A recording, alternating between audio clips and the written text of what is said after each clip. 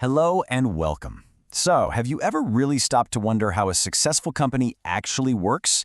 Beneath all the job titles and the fancy department names, there are really just 6 core functions that make the whole thing go. Today, we're going to pull back that curtain and really see how all the pieces fit together. First things first, we need to get one key idea straight. A great business isn't just a bunch of different departments doing their own thing in their own little silos. No, it's a living, breathing system. Every single part is connected, and when you make a change in one area, you better believe it sends ripples across the entire organization. If you want to build something that lasts, you have to see the whole picture. All right, so here's our construction plan for today. We're going to start with the people system, the crew. Then we'll look at how the building connects with the outside world. We'll check on the money, see what's actually being built, figure out how to keep it fresh for the future, and finally, look at the brains of the whole operation. Let's jump in. And you know what? It all starts with the foundation, the people. This is our first core function, human resources. But honestly, it's so much more helpful to think of it as the company's people system. Let's bust a huge myth right now. A lot of us see HR as just the hiring and firing department. But the reality, it's way more strategic than that.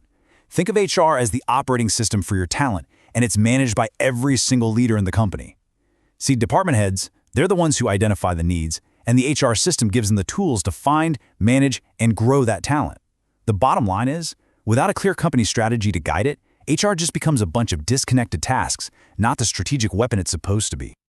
Now, to make this system actually work, every manager needs to be able to answer 3 core questions.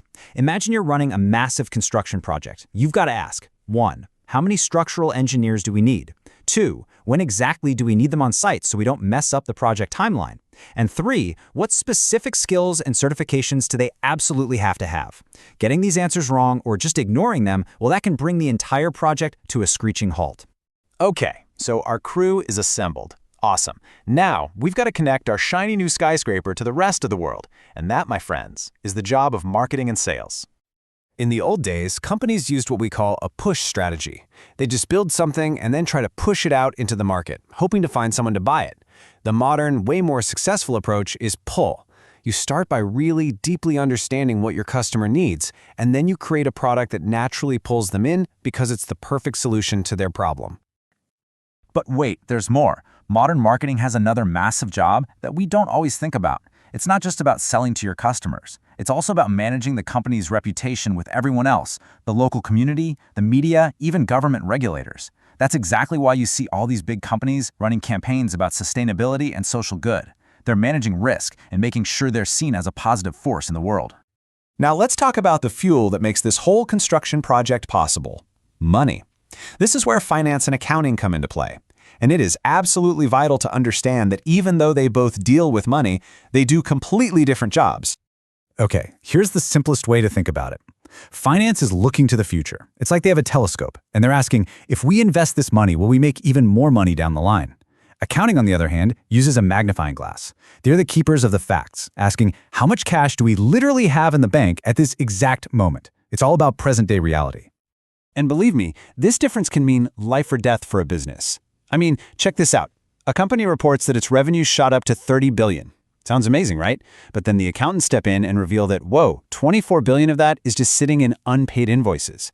So the money exists on paper, but it's not actually cash in the bank.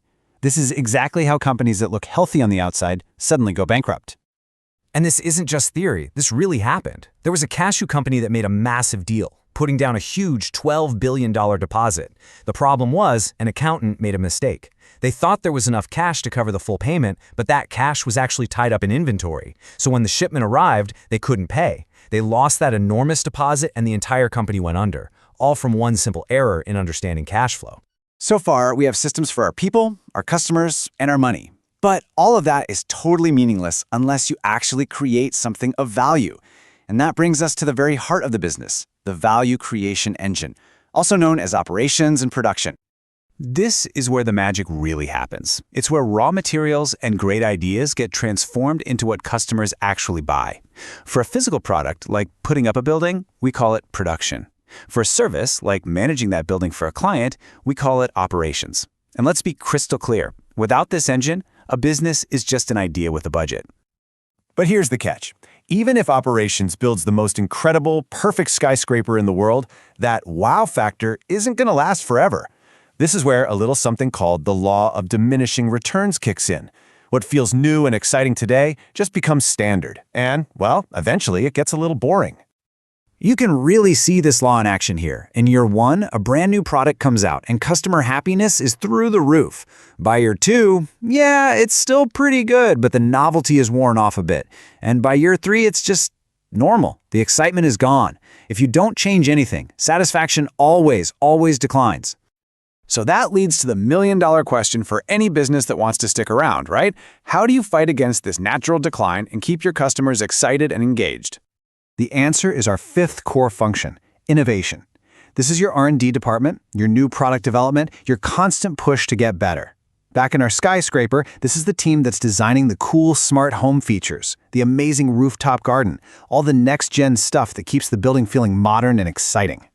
This timeline shows you exactly how it works. You launch your product, and satisfaction is way up here. But then that slow decline begins. That right there is the critical moment for innovation. Whether it's a new feature, a slicker design, better service, bam, that's the reset button. You jolt satisfaction right back up and you restart the cycle, which keeps your business feeling fresh and relevant. Okay, we've got all these amazing parts, but how do we connect them all? How do we control everything? We need a central nervous system for our building. We need the brains. And that brings us to our 6th and final function, the Management Information System, or MIS, and strategy. The absolute best way to get your head around MIS is to think of it as the company's central nervous system. Seriously, it's the network that connects every single function we've talked about, sending vital information to all the different parts of the business so that everyone can make smart, coordinated decisions. And the process is actually really elegant and powerful. First, MIS collects data from everywhere. It gets hiring numbers from HR, cash flow data from accounting, project updates from operations. Second, it analyzes all that raw data and turns it into something useful, into actual insights. And finally, it delivers that clear information to the leaders, which lets them make smart, fast decisions based on facts, not just a gut feeling. Without MIS, you're just flying blind. Okay, now we have all 6 functions of our blueprint. But something is still missing. What's the master plan that directs all this activity? Well, that is the final and maybe the most important element. Strategy, the ultimate unifying force. And let's be really clear here. Strategy is not a department. It's the overarching framework, the guiding philosophy that gives every single function a shared purpose. It all boils down to answering 2 simple but profound questions. Where are we going as a company? And how exactly are we going to win in our market? This is what turns a collection of functions into a symphony of success. So there you have it, the final checklist for a thriving business blueprint. For your people, are they truly aligned with your strategy? For your money, is your capital working as hard as it possibly can? For your product, is it really a winner? For your customers, are they passionate fans or just buyers? For your future, can you actually sustain your advantage? And for your decisions, are they both smart and fast? And that brings us to what is easily the biggest takeaway from this entire discussion. The real magic isn't in any one of these functions, it's in how they're all integrated. A decision that marketing makes sends ripples through finance and operations. A new idea from innovation means HR needs a new hiring plan. They all have to work together, and the thing that holds them all together is that central strategy. You have to remember this. Every single decision creates a domino effect across the whole company. A financial choice to cut costs in operations, that's going to impact product quality, which will impact customer satisfaction, which will absolutely impact sales.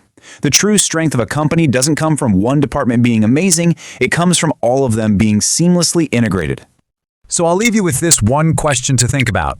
In your company's blueprint, is your department a connecting link or is it an isolated island? Are you really working towards a shared goal or are you just focused on your own tasks? The answer to that question could define the future of your career and your company.